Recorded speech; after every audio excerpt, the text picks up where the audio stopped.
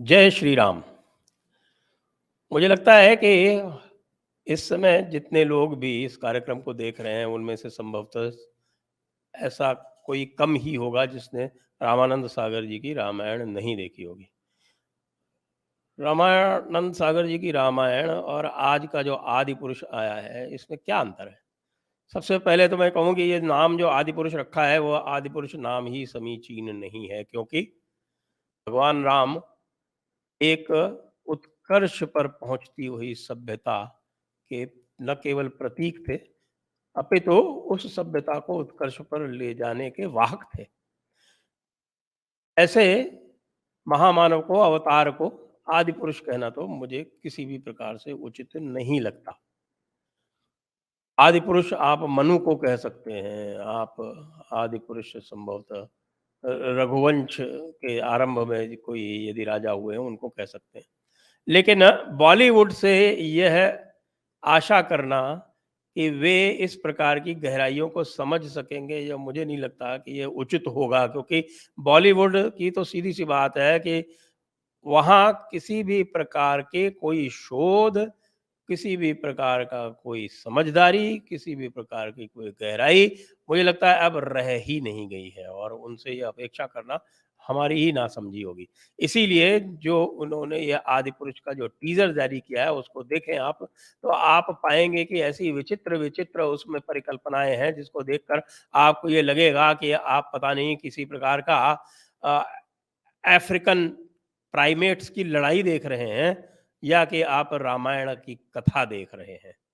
एक प्रभास को छोड़ दें यदि, तो थोड़ा बहुत जो प्रभास की जो प्रतिभा है, और जो प्रभास को आपने बाहुबली में देखा है, और जिस प्रकार से बाहुबली में उन्होंने अपने परंपरागत पात्र को जिया है, उसको देखते हुए तो ये एक कैरिकेचर ही लग रहे हैं यहाँ पर, जो सैंडल पहन के युद्ध में प्रस्थान करते हैं। भगवान राम के साथ तो हम खड़ाऊ को एसोसिएट करते हैं, लेकिन यहाँ भगवान राम की जो सौम्यता है, भगवान राम का जो तेज है, वो किसी भी प्रकार इसमें नहीं दिखाई पड़ता। एक पता नहीं क्या अजीब सी एक डार्क सी मूवी दिखाई पड़ रही है इस टीजर में, तो कम से कम। अरे भाई, भगवान राम तो प्रकाश के द्योतक हैं, प्रकाश के वाहक हैं, स्वयं प्रकाश हैं, स्वयं दे दीप्यमान सूर्य हैं। आपने उनको कहाँ इन अंधेरों में फैला दिया? और ये जो इनके साथ में जो सेनाएं बनाई हैं, और जो रावण बनाया है, वो तो ऐसा विचित्र बनाया है भाई कि रावण को देखकर तो ये सीधे सीधे लग रहा है कि कोई अलाउद्दीन खिलजी प्रकट हो गया हो। ये अलग बात है कि उस अलाउद्दीन खिलजी को मरते देख के हमारी जो ऑडियंस है वो तालियां अवश्य बजा सकती है, लेकिन वो तो किसी भी प्रकार से रावण एक महामनीषी, महाविद्वान, महापंडित ब्राह्मण था, और आज भी उसके जो चित्रण में आप सजीवता देखते हैं। जो अरविंद त्रिवेदी ने रावण का पात्र निभाया था, उसको भूल गए क्या? वो ध्यान में नहीं आया क्या ओम रावत के? वो था रावण। वो रावण था जो शिव तांडव स्तोत्र को रचित कर सकता था और एक सांस में कह सकता था। अब टीजर है, टीजर से और तो कुछ दिखता नहीं, जो चेहरे दिखते हैं और जो अजीब अजीब से, जो जिस तरह से ऐसा लग रहा है जैसे डायनासोर्स जो मूवीज बनती हैं डायनासोर्स पे, और आपके लॉस्ट एलियंस टाइप की, कि ये तो कोई एलियंस वाली सी कोई ऐसी मूवी दिख रही है मुझको। जुरासिक पार्क में जिस तरह से डायनासोर्स उड़ते रहते हैं, उस तरह से उड़ते हुए वानर दिखाई दे रहे हैं वहां पर। और हनुमान जी को क्या बना दिया भाई? यानी मूछ सफा और दाढ़ी।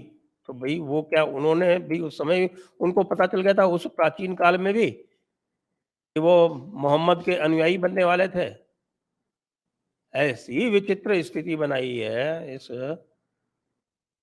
पूरे पूरे आदि पुरुष में। और रावण जो है उसका पुष्पक विमान, तो पुष्पक विमान की हमारे मन में जो धारणा है और पुष्पक विमान जो दिखाया गया है और जो सारे चित्रण किया गया उसका, वो पुष्पक विमान का जो अगला हिस्सा है वो हंस का है। यहाँ उसको चमगादड़ बना दिया। जिस प्रकार से हंस को चमगादड़ बना दिया पुष्पक विमान में, उसी प्रकार से जो रामायण है, जो एक विवेक की बात करते हैं ना, नीर क्षीर विवेक। नीर क्षीर विवेक कहते हैं कि भाई श्वेतः हंसो श्वेतः बको, को भेदो बक हंसयो, नीर क्षीर विवेकेन हंसः हंसो बको बको, बको बक। बक मतलब बगुला। बगुले और हंस में क्या भेद है? नीर क्षीर विवेक का भेद है। तो रामायण और आदि पुरुष में क्या भेद है?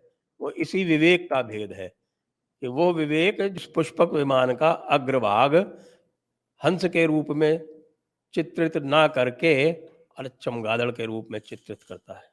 इसी को विवेकहीनता कहते हैं।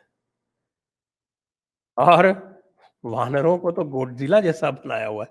वानर जो है ऐसे लिख रहे हैं, आप दानवों में और वानरों में आप भेद नहीं कर सकते इस फिल्म को देख के। और उसके बाद जो उसका प्रमुख पात्र है वो एक दशानन जैसा जो बनाया हुआ है, उसके अजीब-अजीब से उसके स्ट्रीमिंग हो रही है लाइट्स। यानी वीएफएक्स का मतलब ये नहीं होता है कि साहब के हर स्थिति में आपको वीएफएक्स उसमें उसमें लगाना ही लगाना है। अभी जनता वीएफएक्स अब समझने लगी है, वीएफएक्स उसने देखे हुए हैं, वीडियो एनिमेशन की जो फ़िल्में बनती हैं, वो आपसे अच्छे वीएफएक्स बना लेती हैं। इसमें आपको श्रद्धा का मिश्रण करना था। रामानंद सागर की रामायण, रामायण इसलिए बन पाई क्योंकि उन्होंने वो पूर्ण श्रद्धा से बनाई थी। उनकी भगवान राम में असीम भक्ति थी और वो भक्ति जो थी, वो स्पष्ट दिखाई पड़ती थी उनके उस चित्रण में। यहाँ तो सीधे-सीधे लग रहा है कि हिंदुओं को बेवकूफ़ बनाने का एक और प्रोजेक्ट हाथ में ले लिया गया है, उस बॉलीवुड द्वारा जिसको अब सनातन की कोई लेश मात्र भी जानकारी बची नहीं है। तो क्यों ऐसे अटेम्प्ट करते हो? क्यों इस प्रकार से आप जो है वो हिंदुओं की भावनाओं के साथ खिलवाड़ करते हो? एक भी ऐसा इस टीज़र में तो कम से कम मुझे नहीं दिखाई पड़ा, जिससे हम ये कह सकें कि हाँ, इस फ़िल्म को देख के हमें अपने अवतार भगवान राम के प्रति एक आकर्षण होगा, एक श्रद्धा होगी, एक भक्ति भावना जागेगी, एक आदर भावना जागेगी, एक गौरव का अनुभव होगा। ऐसा इसमें कुछ भी नहीं दिखता।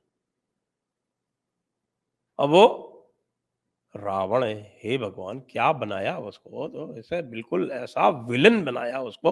हालाँकि सैफ जो है वो विलेन ही है, तो सैफ के लिए तो ठीक लगता है, लेकिन रावण ऐसा नहीं था भाई लोगों।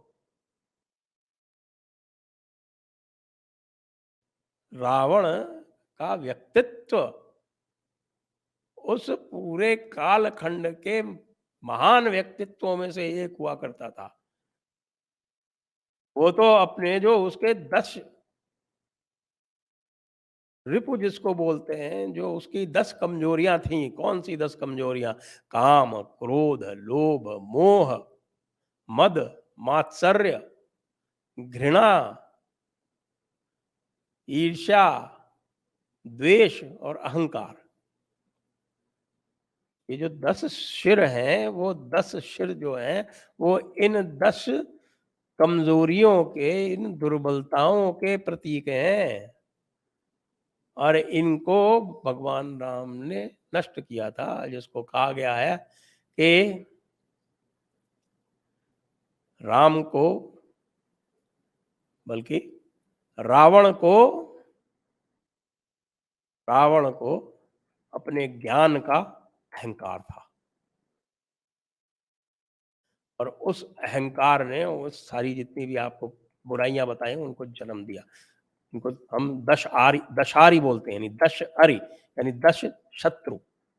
10 आपके सिर बताए मैंने और जो आपको 10 उनकी वो प्रबलताएँ बताई, उनको दशारी बोलते हैं हमारे शास्त्रों में। रावण ज्ञानी था, ज्ञान का अहंकार था उसको। भगवान राम उनको अहंकार का ज्ञान था जो असली ज्ञान होता है। जिस समय आप अहंकार का ज्ञान प्राप्त कर लेते हैं, तब आप इस शरीर से ऊपर उठ जाते हैं। यह बात बॉलीवुड को कोई नहीं समझा सकता। इसलिए भैया, आदि पुरुष को तुम, भगवान राम को ये कूड़ा करकट ना बनाओ, इसको रहने ही दो तो ही ठीक है, क्योंकि बॉलीवुड तुमसे ना हो पाएगा। जय श्री राम।